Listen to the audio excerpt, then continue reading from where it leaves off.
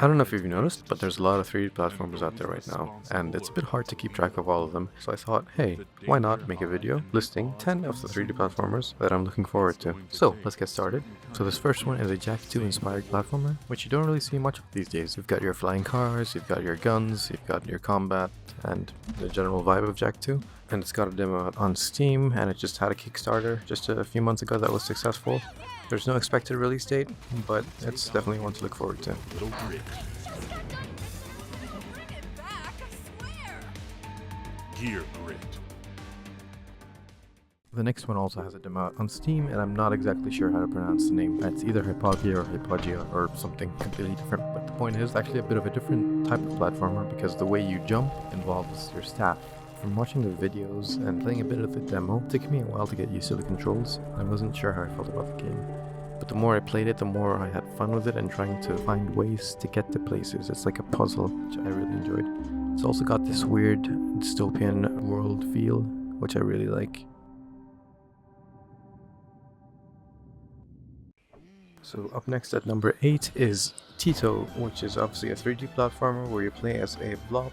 It's a surprisingly polished 3D platformer where you can absorb the properties of objects, like you can absorb a garbage bin and spew out garbage, or you can absorb fire and shoot out fire, and you can use this for a variety of puzzles throughout the game. One thing that I found cute about this is that it's developed by a couple, and I believe one of them proposed to the other one through the game, and that level is present within the game. So that's cute. Anyways, I was surprised by how polished this one was, with cutscenes and full-on voice acting. I like the sense of humor, I like the world, give it a look.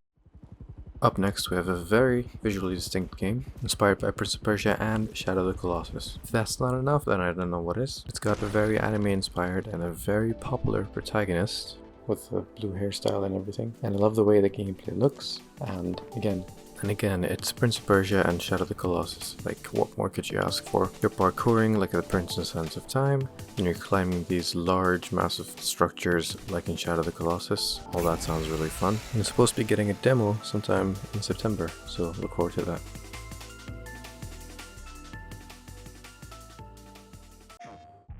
Up next we have Scratch the Cat, which is an action-adventure platformer where you play as Scratch the Cat.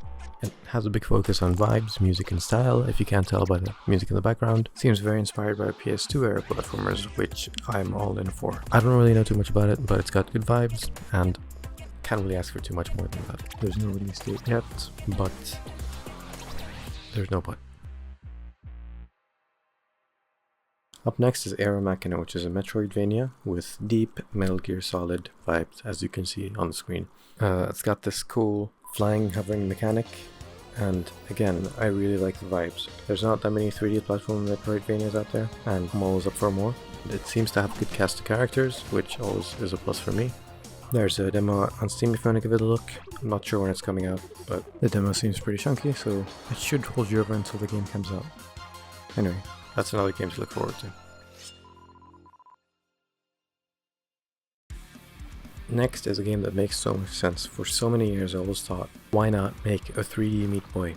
And the team at Sluggerfly finally did it. This is a team behind Hellpie and Ben and Ed, a bunch of weird, gross games, but pretty fun games, and this looks right up their alley.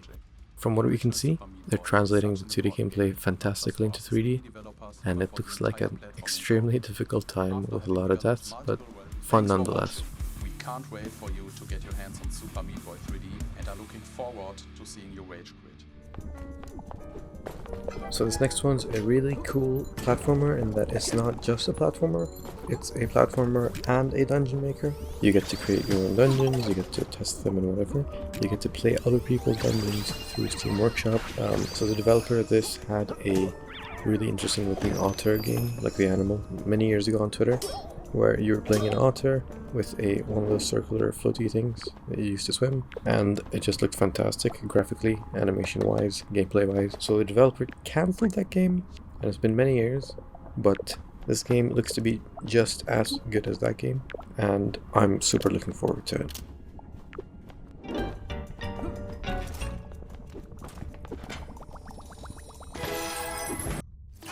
So up next is one of the most surprising and weird and funny and just one of the most bizarre announcements I've heard in a long time, which is that the developers of Demon Turf were developing a long-awaited sequel to one of the most infamous 3D platformers of all time, Bubsy 3D. They're calling it Bubsy 4D, and the funniest part is it actually looks really good. So it seems to be Fabraz taking all the lessons that they've learned through Demon Turf and Slime Son, with them both being platformers, and applying that to the Bubsy world, including lore, characters and everything in these segmented levels, and it seems like a lot of fun. So, don't know when it's coming out, but I'm really looking forward to it.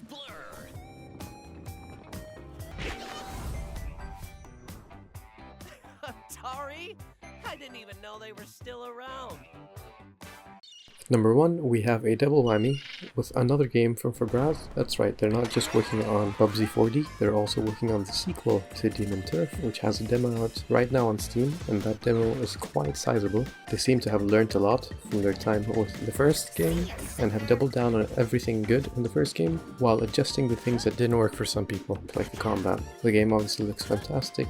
It's got a massive open world, maybe the biggest one in the 3D platformer that I've seen at least. It continues and adds more to the story and the lore. You get to know more about the characters. Seems to have a big focus on its writing, which you don't really see in other platformers. I don't know what more you could ask for. So, for obvious reasons, this is my number 1, and whenever it comes out, I'll definitely be playing it. So that's 10 of the platformers I'm looking forward to. So while researching for this video and looking at the various platformers that I follow and everything, I realized there's actually more than 10 of these. So let me know if you'd like to see a part 2, maybe even a part 3. And if you'd like to see more, please check out these videos. And thanks for watching.